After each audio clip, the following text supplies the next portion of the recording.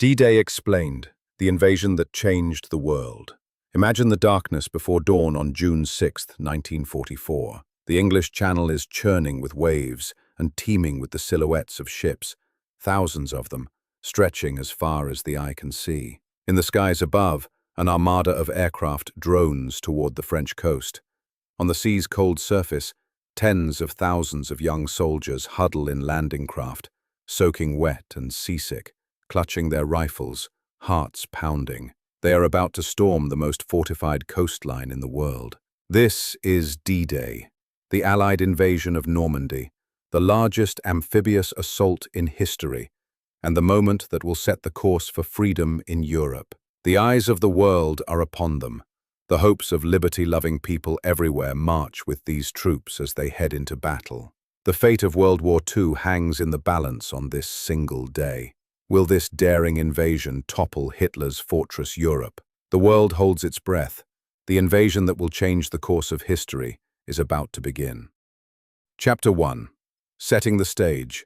Europe under tyranny and the grand plan. To understand the epic significance of D-Day, we must set the stage. It's early 1944, and Europe has been under Nazi tyranny for nearly 4 years. Adolf Hitler's armies have occupied country after country. France, Belgium, Norway, Greece, vast parts of the Soviet Union, casting a dark shadow across the continent. The Second World War has raged since 1939, and millions have already perished. While the Soviet Union fights fiercely on the Eastern Front, and Allied forces battle through Italy in the south, Western Europe remains firmly in Nazi grip. The free world knows that only a massive assault on Hitler's Western defenses can liberate the continent. The Allies, primarily the United States, Britain, and Canada, begin planning a return to France, a colossal effort codenamed Operation Overlord. The planning for D-Day was exhaustive and unprecedented. Throughout 1943 and early 1944, Allied commanders gathered intelligence, trained troops, and amassed an enormous arsenal of men and material in southern England. Imagine towns and countryside in England turned into one giant military camp. Nearly 3 million Allied soldiers are assembled and preparing. Huge supply depots stockpile mountains of ammunition, weapons, food, fuel, even stacks of 3,500 tons of soap, a testament to the incredible scale of this operation. Factories in America and Britain churn out aircraft and ships at astonishing rates. By May 1944, the Allies have what they need to strike. Over 5,000 ships and landing craft, 12,000 airplanes, and more than 150,000 combat troops ready to go on the first day. It will be the largest seaborne invasion ever attempted. Choosing the invasion site was a crucial decision. The Allies picked Normandy, a 50-mile stretch of beaches on the north coast of France, rather than the more obvious choice of Pas-de-Calais, the narrowest point of the Channel. Normandy was less expected, and though heavily fortified, it was slightly less defended than Calais. The invasion beaches were given code names: Utah, Omaha, Gold, Juno, and Sword, 2 for the Americans, Utah and Omaha on the western end, 1 for the Canadians, Juno in the center, and 2 for the British, Gold and Sword to the east. Seizing all 5 beaches in one simultaneous blow would allow the Allies to land a huge force and link up into one continuous lodgment. From there they planned to push inland, liberate France, and drive on into Nazi Germany. However, assaulting Hitler's Atlantic Wall, his coastal defense network, was an enormous risk. The Germans knew an Allied invasion would come eventually, so they had reinforced the coast with bunkers, concrete gun emplacements, barbed wire, mines, and beach obstacles like wooden stakes and metal tripods designed to rip open boats. Field Marshal Erwin Rommel, one of Germany's best commanders, was put in charge of strengthening these Atlantic Wall defenses. Rommel famously said, "The first 24 hours of the invasion will be decisive. The fate of Germany depends on the outcome." He knew if the Allies secured a foothold in France, Germany would likely lose the war. He was determined to hurl the Allies back into the sea on the first day. But the Allies had some tricks up their sleeve. To maximize their chance of success, they waged a campaign of deception, Operation Bodyguard, to mislead the Germans about when and where the invasion would land. Through fake radio traffic, double agents, and even inflatable dummy tanks and airplanes, the Allies created the illusion of armies preparing to land in Norway and at Pas-de-Calais. They even assigned the famous General George Patton to command a phantom 1st US Army group in southeast England as a decoy. All this deceit paid off. Hitler became convinced that Normandy was just a diversion, and that the real invasion would hit Calais later. As a result, on D-Day, the Germans kept significant forces in reserve far from Normandy, waiting for an attack that never came, a crucial advantage for the Allies. By early June, everything was in place for Operation Overlord.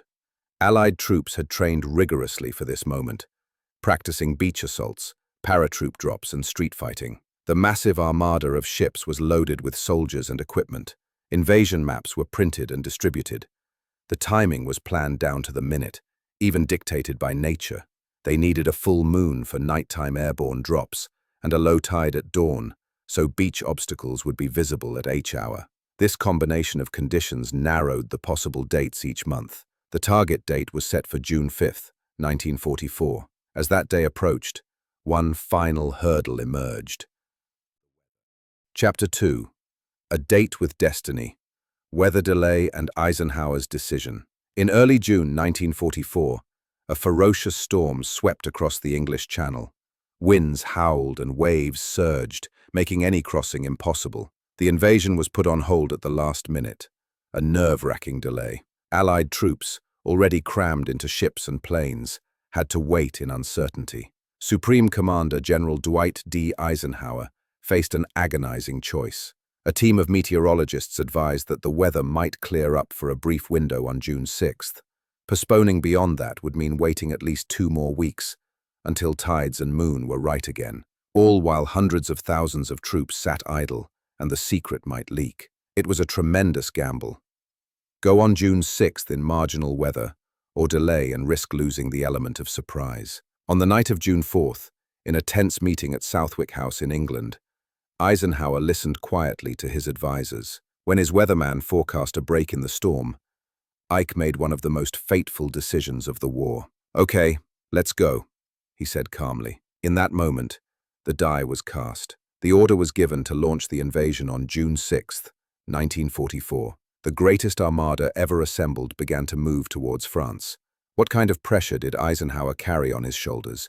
He knew that if D-Day failed, it could mean a devastating setback in the war and countless casualties. In fact, Ike was so conscious of the risks that he drafted a short statement taking full blame in case of failure.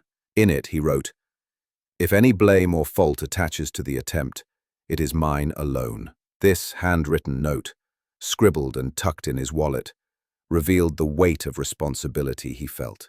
Thankfully, it would never need to be used. As June 5th turned to June 6th, the weather was still rough.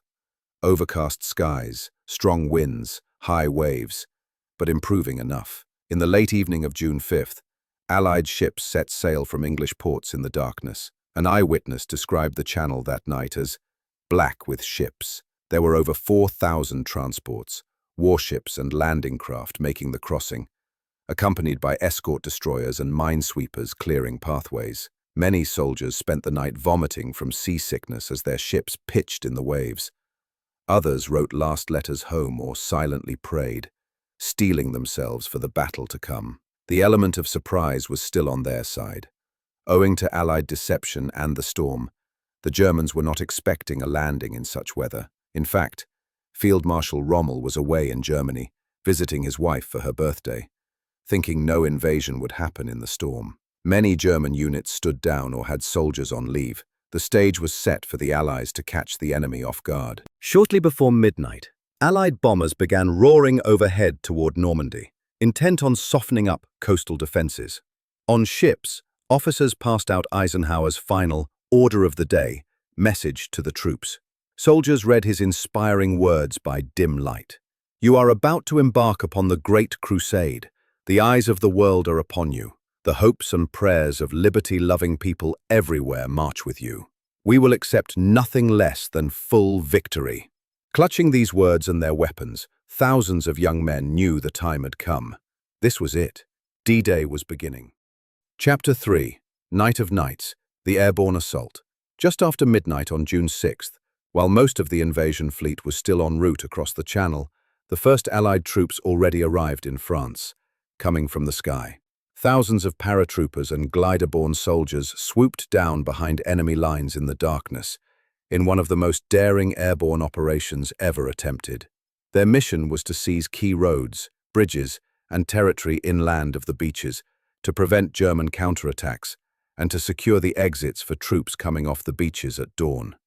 It was a crucial first phase. These airborne forces would be the vanguard of the invasion, striking terror and confusion among German defenders from the rear. On the western flank of the invasion area, two American airborne divisions, the 82nd and 101st Airborne, dropped into Normandy. Their target? The Cotentin Peninsula behind Utah Beach. These elite paratroopers had trained hard for this night, but nothing could fully prepare them for the chaos they were about to experience. Around 12:15 a.m., Pathfinder teams from the 101st jumped in first, tasked with setting up radar beacons and lights to mark drop zones for the main force. Minutes later, waves of C-47 transport planes thundered overhead, and sticks of paratroopers began leaping into the starry night. Each man carried up to 100 pounds of equipment, weapons, ammo, supplies, which made their parachute drop all the more perilous. One American paratrooper described the jump as stepping into a black void. Many planes came under German anti-aircraft fire. Tracers and flak explosions filled the sky. Pilots had to evade and often flew too fast or too low. The result? Many paratroopers were scattered all over the countryside, far from their intended landing zones. It was a mess. Small groups of American paratroopers found themselves lost in the dark, sometimes miles from their objectives, and had to improvise. In some areas, the Germans had deliberately flooded fields. Dozens of paratroopers landed in these inundated marshes and tragically drowned under the weight of their gear. Others landed in the middle of German positions or villages, igniting fierce firefights in the dead of night. In the town of Sainte-Mère-Église, one of the 82nd Airborne's targets, a building was on fire, a blaze caused by an earlier Allied bombing. The fire illuminated the night just as paratroopers were coming down, making them easy targets. German troops in the town shot many of them as they parachuted helplessly. In a now famous incident, paratrooper John Steele of the 82nd Airborne had the misfortune of drifting directly over the village church. His parachute caught on the church steeple, leaving him dangling high above the ground. He hung there for hours, feigning death so that the Germans wouldn't shoot him, and eventually was taken prisoner, only to escape and rejoin his unit later. Meanwhile, despite such mishaps, small bands of American paratroopers gradually gathered and went about their missions. They attacked German patrols, blew up small bridges, cut telephone lines, and ambushed convoys, sowing confusion. By dawn, paratroopers of the 505th Regiment of the 82nd Airborne had captured Sainte-Mère-Église, the first town in France liberated on D-Day. The American 101st Airborne, though widely scattered, managed to secure several causeways and exits leading from Utah Beach, critical for the seaborne troops who would land at first light. On the eastern flank of the invasion, the British 6th Airborne Division executed a masterful airborne operation of their own. Their job was to protect the eastern side of the landing area, especially to secure vital bridges over the River Orne and a canal near the city of Caen. At approximately 12:16 a.m. in the night sky, a small force of 6 Horsa gliders silently released from their towplanes and glided toward their targets. Each glider was packed with British paratroopers and engineers.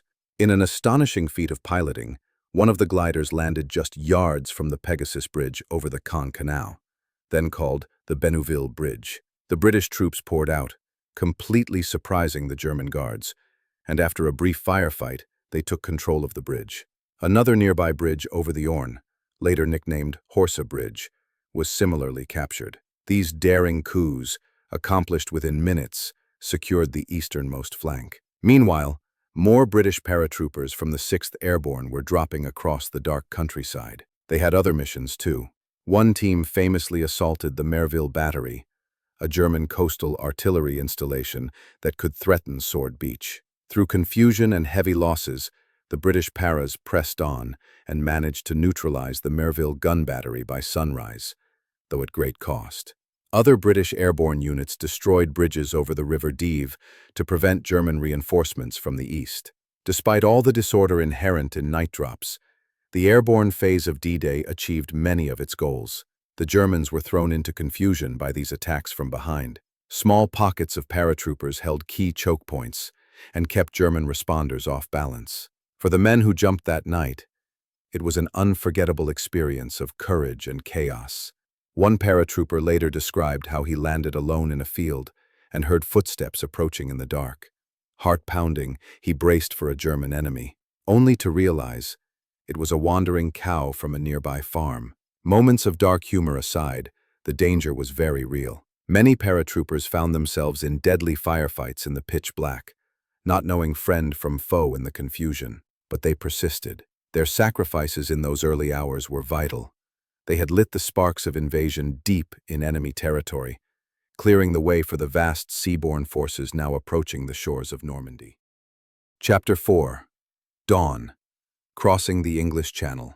As the brave airborne troops fought through the night inland, the main invasion force was closing in on the Normandy beaches from the sea.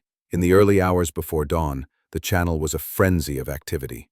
Thousands of landing craft, filled with soldiers, churned through rough waters toward the French coast. The men inside those small boats were soaked by sea spray, many shivering with cold or clutching vomit bags from the constant tossing. For most, this was their first experience of combat. 19-year-olds from Kansas or London or Montreal, young men who until recently had never left their hometowns, now steeled themselves to leap into hell. Some tried to steady their nerves by thinking of home. Others listened to the deafening bombardment ahead and simply hoped they would make it to the beach alive. At approximately 5 a.m., Allied warships started an ear-splitting naval bombardment up and down the Normandy coast. Battleships and cruisers, including iconic ships like the USS Texas and HMS Rodney, opened fire with massive 14 and 15-inch guns. The night sky suddenly turned orange with the flash of naval artillery, and the thunderous booms rolled across the water. These shells, each weighing as much as a small car, crashed into known German bunkers and gun batteries along the shore. The goal was to weaken the German defenses before the troops hit the beach. Meanwhile, hundreds of Allied bombers appeared overhead to drop thousands of tons of bombs on the coastal fortifications. The earth shook as bombs and shells pounded enemy positions. Yet, despite this ferocious bombardment, the element of surprise was only partial. Some German defenders were indeed caught off guard, or sheltering from the shelling, but others were ready. In many sectors, the bombing and shell fire proved less effective than hoped. Thick bunkers survived unscathed. In some cases, bombs fell too far inland, or missed their targets entirely due to clouds and smoke. On one beach, the Allied pilots, worried about accidentally hitting the incoming Allied boats, delayed their bomb release and overshot the beach fortifications, leaving them intact. This would spell disaster for the men landing there. The German coastal troops, though stunned by the bombardment, began to emerge from bunkers as the first light of dawn crept over the horizon. Around 6:30 a.m., as a gray, drizzly dawn broke on that fateful Tuesday, the first waves of assault boats reached the beaches. The timing for H-hour, the designated time the attack would start, was staggered. On the American beaches, H-hour was set for 6:30 a.m., while on the British and Canadian beaches it was slightly later, around 7 a.m. to 7:30 a.m., to allow sufficient daylight with the right tide conditions. The moment of truth had arrived. Let's put ourselves in one of those landing craft, in the very first wave approaching Omaha Beach at 6:30 a.m. Dozens of flat-bottomed Higgins boats, LCVPs, are in line, each carrying 30 soldiers shoulder to shoulder, packed like sardines. The men can now see the coast looming ahead through the morning mist. It's a strip of pale sand, backed by dunes and cliffs, and it's erupting with explosions. The Germans have spotted them and opened up with artillery and machine guns. Water jets spout up where mortar shells hit the surf. Bullets ping off the ramp at the front of your boat. Anxious glances are exchanged. The naval officer helming the craft shouts for everyone to brace yourselves. In the final moments, many soldiers crouch and close their eyes, lips moving in silent prayer. Suddenly, crash! The landing craft hits the beach sandbar and the front ramp splashes down. Immediately, a storm of bullets whips into the craft. The men in front crumple under the fire before they even step off. The battle has begun. Chapter 5. Utah Beach. We'll start the war from here. At the far western flank of the invasion, the Americans hit Utah Beach. This beach was assigned to the U.S. 4th Infantry Division, with veteran paratroopers of the 101st Airborne already fighting just inland. Utah Beach benefited from a bit of serendipity amid the chaos. Strong winds and currents pushed the first-wave landing craft south of their intended target. In fact, the 4th Division troops landed about a mile, 1.5 kilometers, away from their originally planned landing zone. This could have been a disaster. Landing in the wrong place usually spells confusion, but in this case, it turned out to be a lucky break. The area where they came ashore was less heavily defended than their original target. They avoided a particularly dangerous German strongpoint they had meant to attack head-on. Sometimes, even in war, fate smiles unexpectedly. On the beach, despite the mislandings, the first waves at Utah met relatively light resistance. German defenses here were thin compared to the carnage unfolding at Omaha Beach further east. Still, Utah was no cakewalk. The shore was mined and dotted with obstacles, and some German bunkers and machine guns did fire on the invaders. Several landing craft struck mines or obstacles as they came in, and casualties did occur. But the U.S. troops quickly regrouped on the sand. One remarkable figure on Utah was Brigadier General Theodore Roosevelt, Jr., the 56-year-old son of former U.S. President Theodore Roosevelt. Uniquely, he had insisted on landing in the very first wave with his men to lead from the front, carrying only a pistol and walking with a cane due to arthritis. When Roosevelt realized they had drifted off course and were on the wrong stretch of beach, he made a snap decision that could have been controversial. He decided not to try to ferry the troops to the correct beach. The general famously grinned and told his officers, "We'll start the war from right here. In other words, this spot is as good as any. Let's get on with the job." His confident decision helped avoid confusion and delay. The troops, heartened by their leader's calm under fire, moved inland off the beach swiftly. By mid-morning, the Americans at Utah Beach were advancing inland with relatively low casualties, especially compared to Omaha. They quickly linked up with the paratroopers of the 101st Airborne, who had been fighting through the night to secure the causeways that led off the flooded beaches. Together, these forces began pushing westward to cut off the Cotentin Peninsula, with the ultimate goal of capturing the port of Cherbourg in the coming weeks. On D-Day itself, the 4th Division met most of its objectives. They cleared beach obstacles, took control of key beach exits, and started liberating small villages just inland. Soldiers from the 8th Infantry Regiment fought their way into the hamlet of Poupeville to connect with one of the airborne units by noon. The coordination between the seaborne troops and the airborne was paying off. Utah Beach was considered the easiest success of the 5 landings. Of the 23,000 troops who landed there on D-Day, casualties were under a few hundred, far lighter than anticipated. General Roosevelt, still energetically directing troops on the sand despite the bullets flying, became a beloved figure that morning. Sadly, he would pass away from a heart attack a little over a month later, but he earned the Medal of Honor for his leadership on Utah Beach that day. The capture of Utah Beach secured the Allies' far-right flank.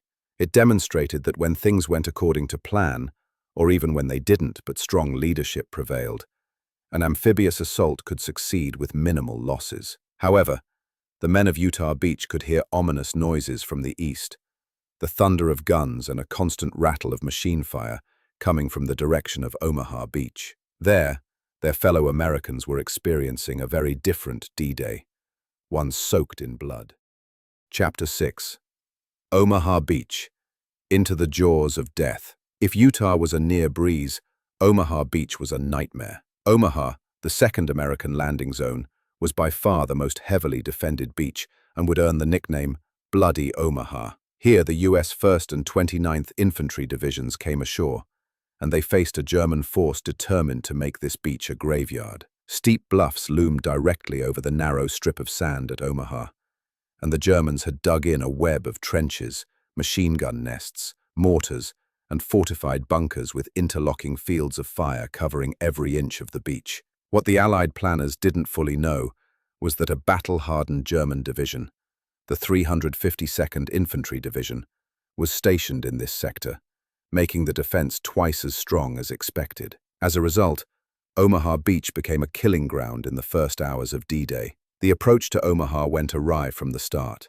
To support the infantry landing, the Allies had deployed amphibious tanks known as DD tanks, duplex drive Sherman tanks with flotation skirts, that were supposed to swim ashore just before the infantry, providing covering fire. But in the rough seas that morning, the plan unraveled. Nearly all of the DD tanks launched for Omaha foundered in the high waves and sank to the bottom with their crews. One after another, 27 out of 32 tanks disappeared beneath the water before they could be of any help. This left the first incoming infantry waves essentially without armored support. At H hour, 6:30 a.m., the first landing craft dropped their ramps directly in front of the German guns. They landed in different sectors of Omaha with code names like Easy Red, Dog Green, Fox Green, and others. The instant the ramps went down, a horrific fusillade erupted. German MG-42 machine guns, nicknamed Hitler's buzzsaw for their ferocious rate of fire, sprayed the incoming Americans with bullets. Mortar shells and artillery rounds crashed among the clumps of men and metal landing obstacles. Within seconds, boats were riddled with holes, men were cut down, and blood stained the surf. Soldiers, weighed down by heavy packs, stepped off into neck-deep water under fire.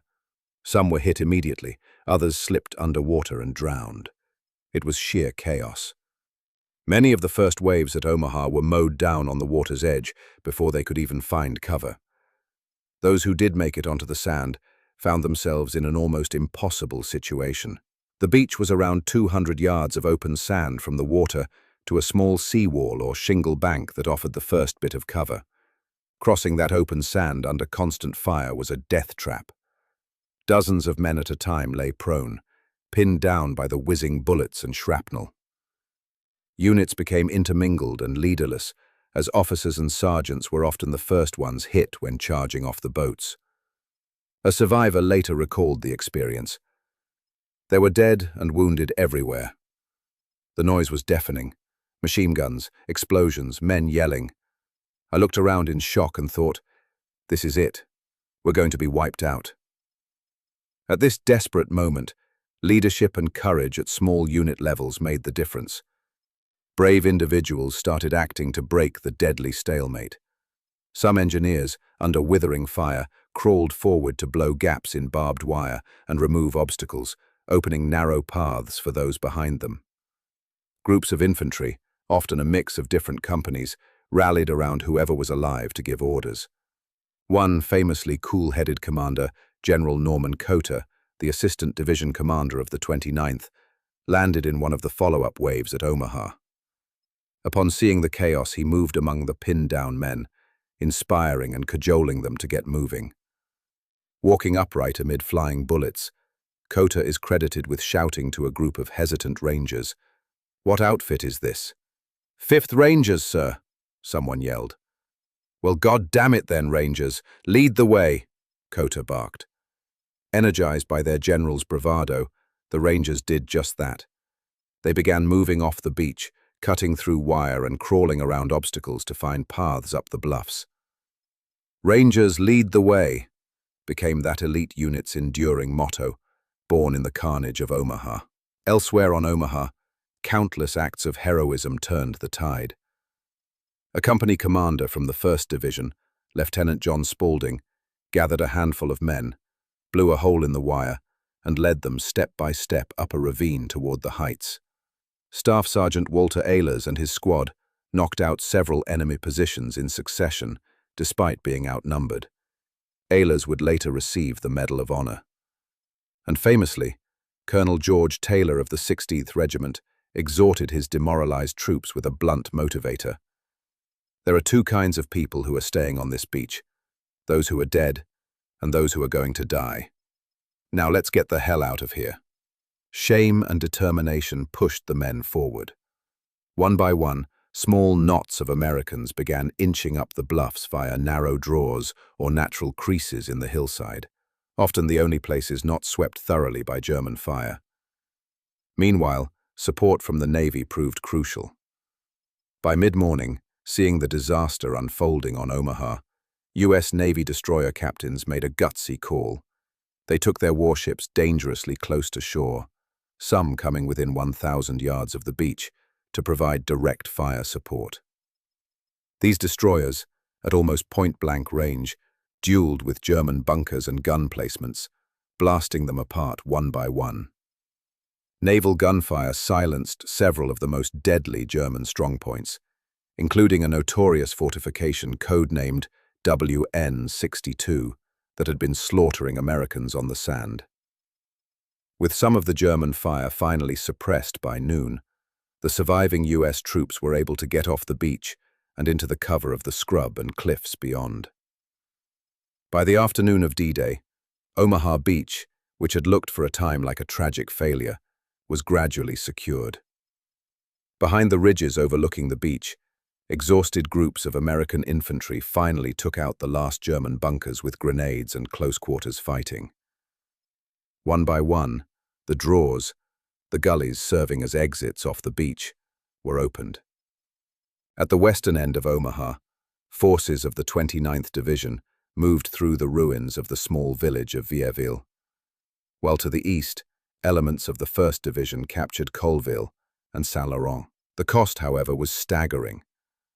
Omaha Beach saw around 2,000 American soldiers killed in just a few brutal hours, and thousands more wounded or missing. The shoreline was a ghastly scene. Wrecked landing craft, burning vehicles, and countless bodies lying where they fell, or washing in the bloody surf. War correspondent Ernest Hemingway, who came ashore at Omaha in the days after D-Day, described seeing the dead, swollen and sodden, in the breakers, with seagulls pecking at them. Such images of sacrifice underscore how desperate the fight was at Omaha. What's truly remarkable is that despite everything going wrong, missed bombardments, drowned tanks, navigation errors, unexpected enemy strength, the sheer courage and tenacity of small groups of men turned Omaha around. General Bradley, the overall American commander offshore, had even been considering whether he might have to abandon Omaha and divert later waves to other beaches because early reports were so dire. But by afternoon, word came that troops were gaining ground. Slowly, "Easy Red is emerging victorious," came the message from one sector. Another simply said, "Things look better." The Americans had established a fragile foothold about a mile deep in some areas beyond Omaha Beach by nightfall. Omaha was won, at an appalling cost, but won. And that achievement, as painful as it was, meant the invasion's center had held. The Allies had not been pushed back into the sea. The beachhead in Normandy was alive. Chapter 7. Gold Beach, British Drive inland.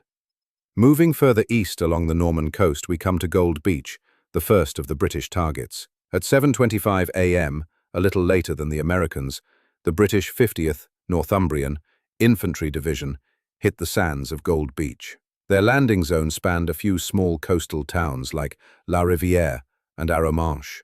The Germans here, primarily from the 716th Static Infantry Division, were dug in with concrete bunkers and a big coastal artillery battery not far away. The British faced choppy seas and a defended shoreline, but they brought some special tools to help with the assault.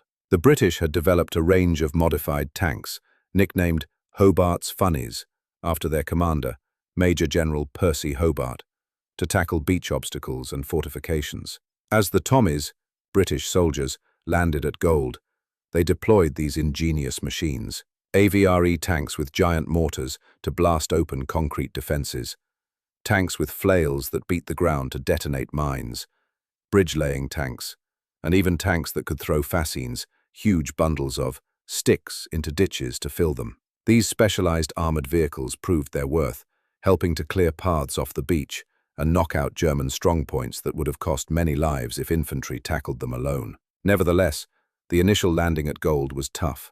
The surf pushed some units off course, and one of the first assault companies to land in front of La Rivière was met by a well-sighted 88mm gun that began ripping apart the incoming craft.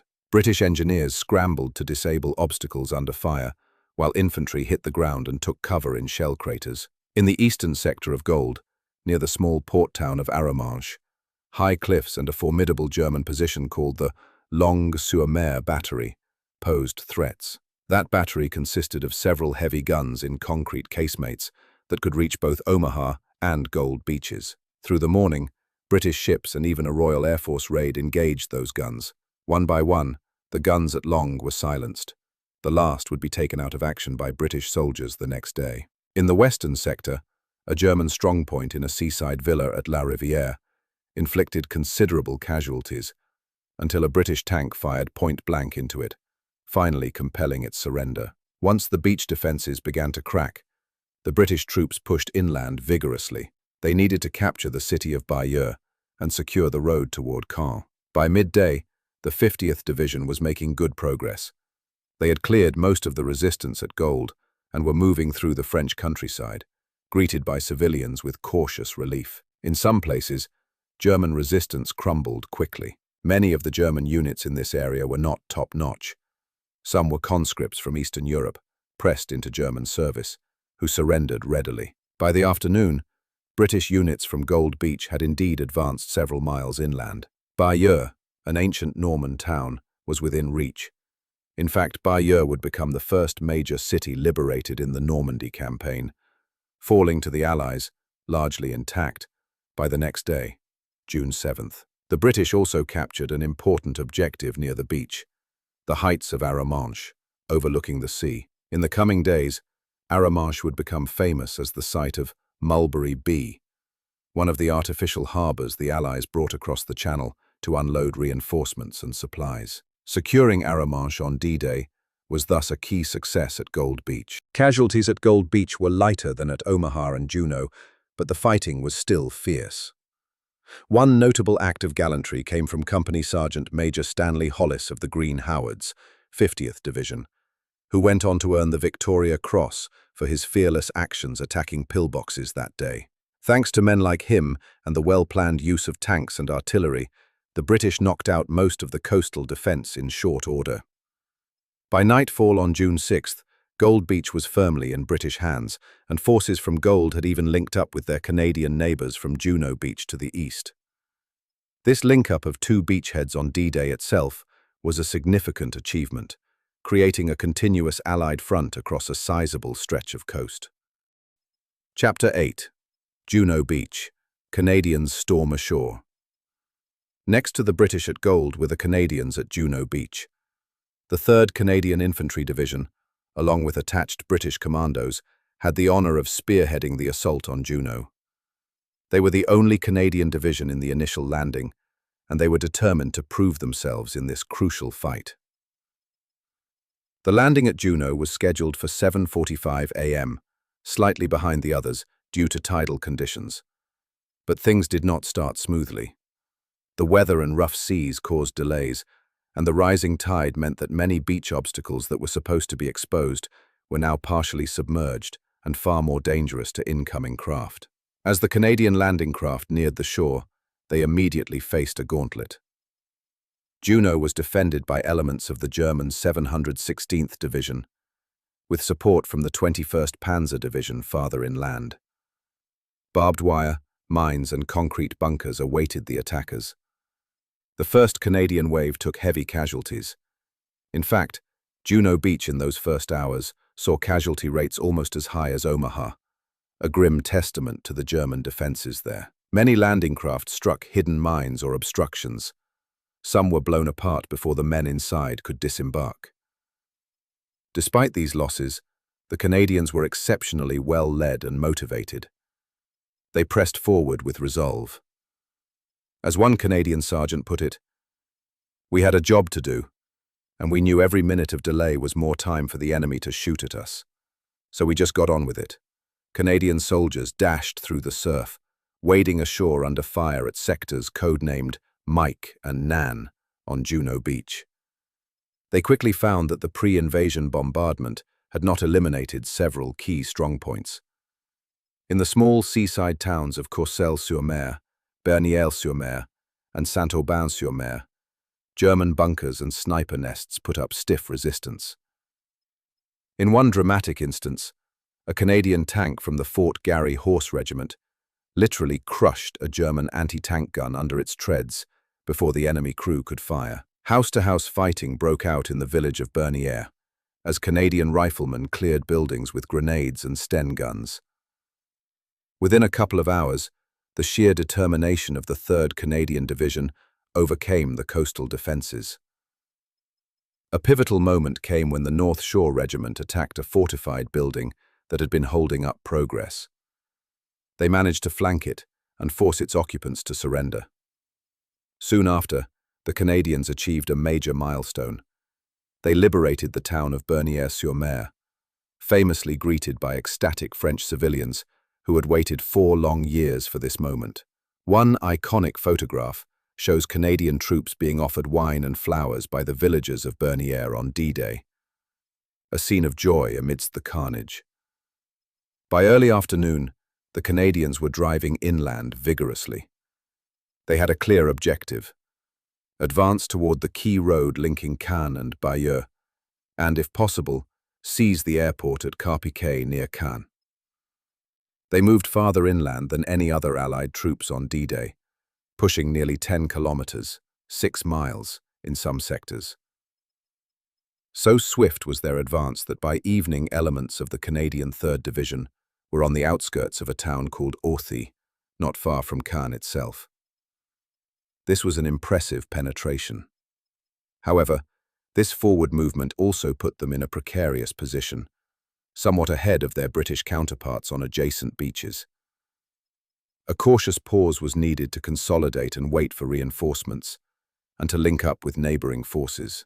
Casualties for the Canadians were significant. Roughly 1,000 casualties on D-Day for the 3rd Division, but their success was undeniable.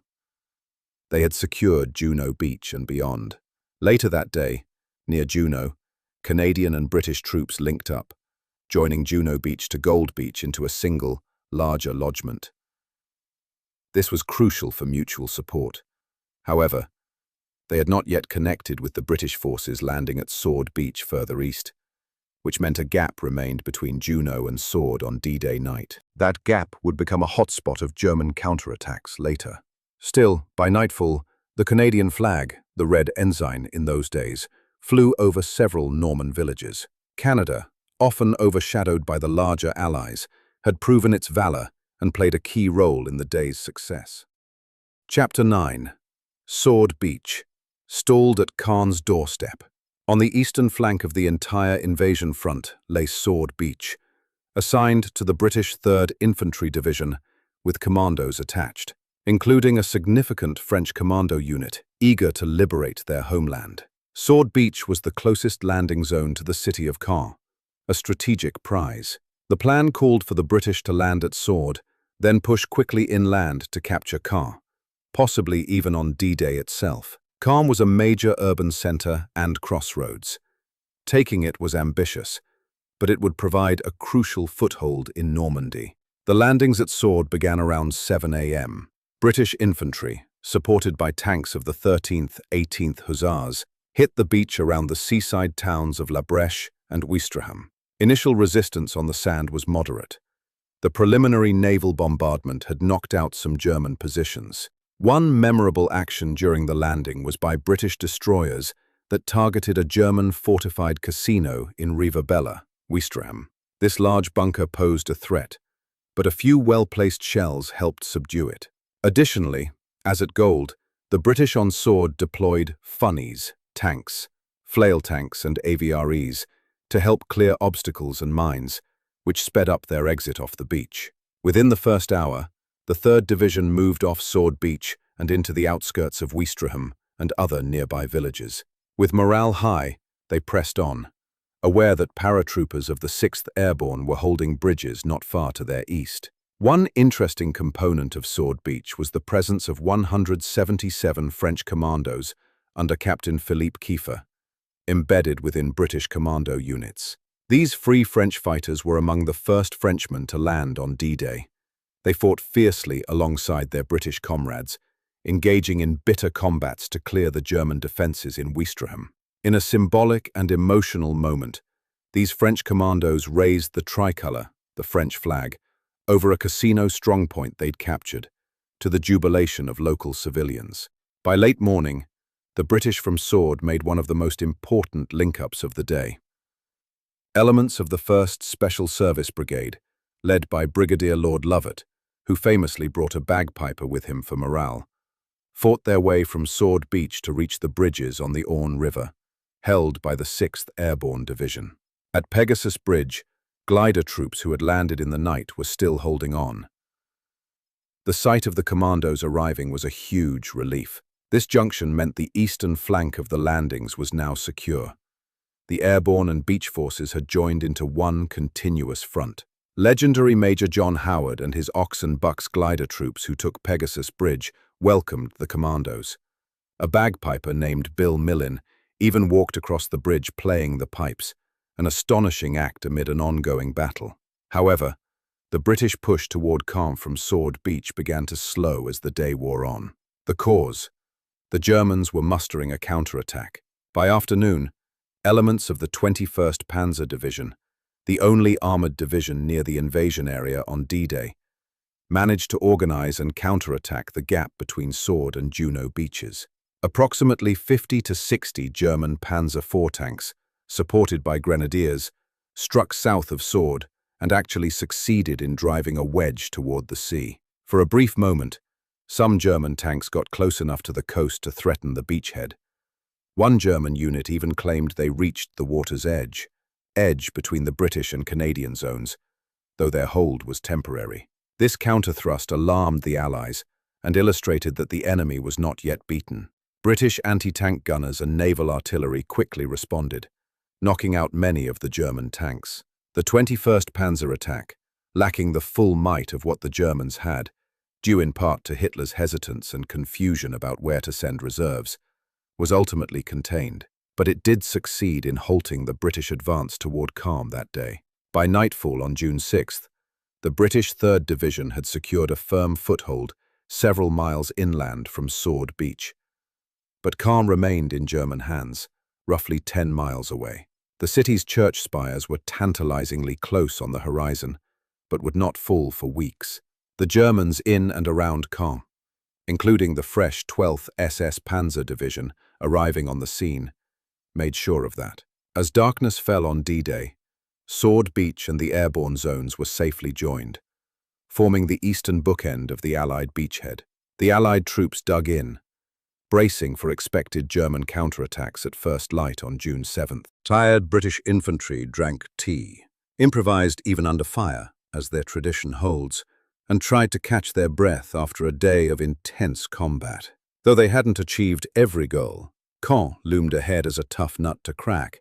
They had held their ground. From Sword, one could look westward along the coast at night and see fires and tracers in the distance, marking where battles had been fought and won that day across the other beaches. D-Day was coming to an end, and the Allied position in Normandy, from Sword in the east to Utah in the west, was established, albeit not yet fully secure or linked in all places. Chapter 10. Securing the beachhead. Nightfall on June 6th. As June 6, 1944 drew to a close, the situation was as follows. All 5 Allied landing beaches were successfully taken and held. This alone was a remarkable achievement. The first phase of Operation Overlord had gone more or less according to plan, except at Omaha, where it hung in the balance for hours. The Allies had secured a tenuous foothold in France, but the battle was far from over. In fact, D-Day was just the beginning of what would be an arduous campaign in Normandy. By the evening, some of the separate beachheads began linking up, though not all. The Canadian and British forces made contact between Juno and Gold Beaches by nightfall, creating one continuous Allied front on that side. However, a gap still existed between the British-Canadian sector and the American sector at Omaha. Roughly 12 miles of coastline between Omaha's eastern flank and Gold's western flank remained unsecured on D-Day. Towns like Bayeux, which would be taken the next day, and Port-en-Bessin were still under German control. meaning the Americans at Omaha had not yet physically joined with the British at Gold. Similarly, on the far west, Utah Beach forces were still separated from Omaha by about 10 miles, and the German-held town of Carontan in between. It would take about a week, until June 12th, for all 5 landing beachheads to link into one continuous front line as the Allies expanded their control. All through the afternoon and into the night of June 6th, scattered fighting continued. In many places, German snipers and pockets of defenders that hadn't been mopped up during the day remained active. Allied units spent the night consolidating their positions, bringing in reinforcements, and preparing for the inevitable German counterattacks that June 7th would bring. Supply parties worked tirelessly to unload vehicles, ammunition, food, and medical supplies from the incoming waves of landing craft, while moving the wounded back to the ships. The scale of the logistics was immense, and the Allies had to accomplish much of it under enemy fire and the unpredictability of weather. German High Command by now understood that Normandy, not Calais or elsewhere, was the main invasion. However, Hitler initially believed this might still be a diversion and held off committing all his reserves. Many German commanders were in shock at the sheer size of the Allied attack. They scrambled throughout June 6th to organize a response. Communications were in disarray due to Allied airstrikes and the French resistance sabotaging telephone lines. Only by midday had Hitler released the 12th SS Panzer Division Hitlerjugend and Panzer Division to move toward Normandy. And even then, Allied air superiority, fighters prowling the skies, meant any daylight movement was slow and costly for the Germans. In essence, one reason the Allies survived D-Day was that the Germans couldn't mass a large counterblow in time. The airborne drops, the French resistance, and Allied air power all delayed and disrupted the enemy's ability to react on June 6th, and by June 7th, the beachhead was too strong to crush easily. Though the Allies had a toehold in France, the cost of D-Day was sobering. In just this single day's fighting, the Allies suffered more than 10,000 casualties, men killed, wounded, or missing. Of those, roughly 4,400 were confirmed dead by night's end, including Americans, British, Canadians, and a smaller number of French and other Allied nationalities. Omaha Beach alone accounted for over 2,000 of those killed. The Germans, too, paid heavily. By varying estimates, they lost between 4,000 and 9,000 men on D-Day. And let's not forget the French civilians. Tragically, amidst the bombardments and battles, an estimated 3,000 French civilians died on D-Day as well. Towns and villages near the coast were hard hit by naval shells and bombing. Normandy's people both suffered on that day and saw the beginning of their liberation. As darkness fell, an eerie quiet gradually replaced the day's thunder. Exhausted Allied soldiers dug foxholes in the Norman fields and tried to get some rest, with the occasional crack of a distant firefight or the flare of an exploding ammo dump lighting up the horizon. Many must have reflected on friends lost in the surf and sand earlier that day. Medics worked through the night aiding the wounded on both sides. Civilians emerged timidly from cellars to offer water or wine to wounded soldiers lying in their gardens. The night of June 6th to 7th was not without continued drama. In some sectors, German units attempted small counterattacks under cover of darkness, and skirmishes flared as nervous sentries sometimes fired at shadows. But no coordinated large counterattack came that night. Back in England, and indeed in Allied capitals around the world, the news of the landings slowly trickled out, first in vague terms and then more confidently. By the night of June 6th, BBC Radio was announcing that the invasion was underway and that Allied forces were established on French soil. In Germany, Nazi propaganda at first minimized the attack, then gradually had to admit that a major landing was in progress in Normandy. For the moment, D-Day could be claimed as a success by the Allies. But how big a success, and whether it would ultimately lead to victory, was still uncertain. The beaches were just the beginning. A long slog awaited inland. General Eisenhower, monitoring reports from his headquarters in England, finally allowed himself a thin smile of relief. His great gamble had paid off in these critical opening hours. However, he knew well that the build-up and Battle of France was now on, and that would be a brutal, drawn-out fight. But the first step, getting a foothold in Normandy, was accomplished. The Allies had done in one day what many thought impossible. They had breached Hitler's Atlantic Wall. Chapter 11. Aftermath and Significance. The day that changed history. D-Day, June 6, 1944, is rightly remembered as the turning point in World War II in Western Europe. It was the day that the tide truly turned against Nazi Germany on the Western Front. By succeeding, the Normandy invasion opened the path to liberating France and eventually all of Western Europe from Nazi occupation. In the weeks after D-Day, Allied forces poured into Normandy. By the end of June, over 1 million Allied troops would be in France, pushing the Germans back in ferocious battles across hedgerows and fields. The Battle of Normandy would last through June, July, and August, culminating in the liberation of Paris on August 25, 1944, and the destruction of a large part of the German army in Western Europe. Less than a year after D-Day, on May 8, 1945, Nazi Germany surrendered unconditionally. D-Day had set that final act in motion. The significance of D-Day cannot be overstated. It was not just a military operation. It was a statement to the world. For the first time, a multinational Allied force, Americans, British, Canadians, and others, including French, Polish, and more in supporting roles, had combined their strength to directly attack Hitler's fortress Europe. The coordination and cooperation required were immense, and D-Day proved that such an alliance could work on an unprecedented scale. It demonstrated the beginning of the end of Hitler's ambitions. Had D-Day failed, the war would have dragged on much longer, and its outcome could have been very different. A failure might have given Germany time to reinforce and focus on the Eastern Front, possibly changing the Soviet advance, or even changed the political outcomes post-war. But D-Day did not fail. It was a costly victory, but a victory nonetheless, and it paved the way for democracy to be restored to France, Belgium, the Netherlands, and eventually to a defeated Germany itself. From a global perspective, D-Day is often ranked among the most consequential battles in history. It's mentioned in the same breath as battles like Marathon or Yorktown, moments where the course of history pivoted. The success of the Normandy invasion meant that Western Europe would largely be liberated by Western allies, rather than solely by the Soviet Union, which had implications for the post-war world map and the onset of the Cold War. It ensured that nations like France and Belgium were freed from Nazi rule, and eventually able to rebuild as democracies, rather than falling under another totalitarian empire.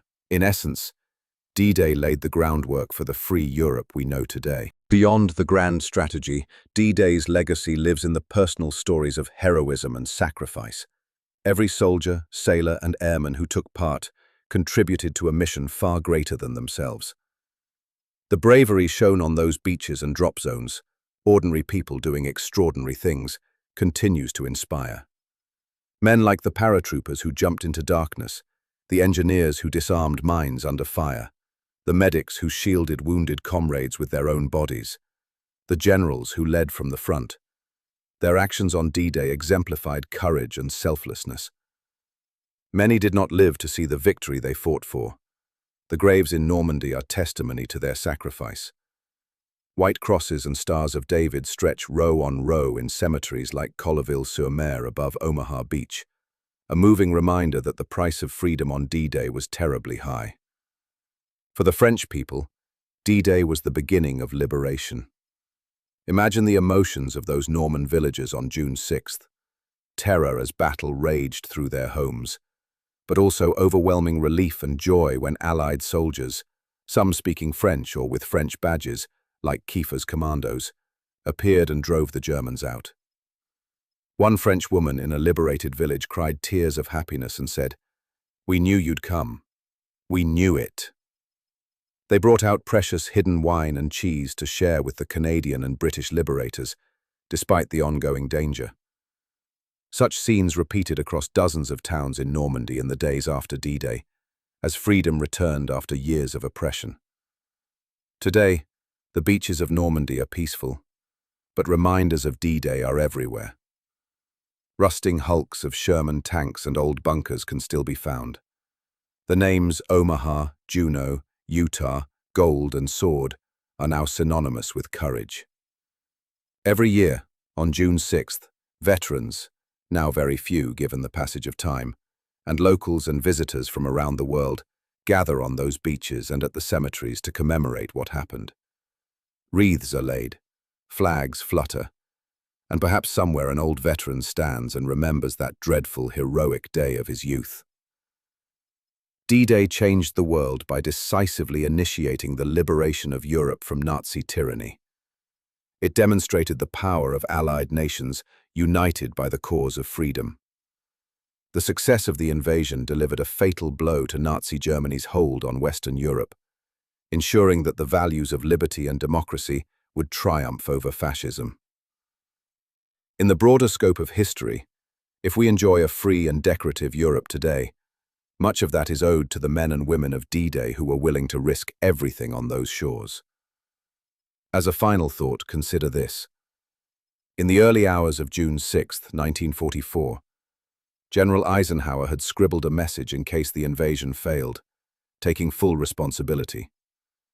He never had to release it. Instead, by the end of that day, he released a triumphant communiqué. The Allies are firmly established on shore and proceeding inland. From that beachhead in Normandy would flow the liberation of an entire continent. Truly, the events of D-Day were the invasion that changed the world. It was a day of unparalleled cooperation, courage, and sacrifice. A day when history hung in the balance and, thanks to those who fought, history turned toward hope and freedom.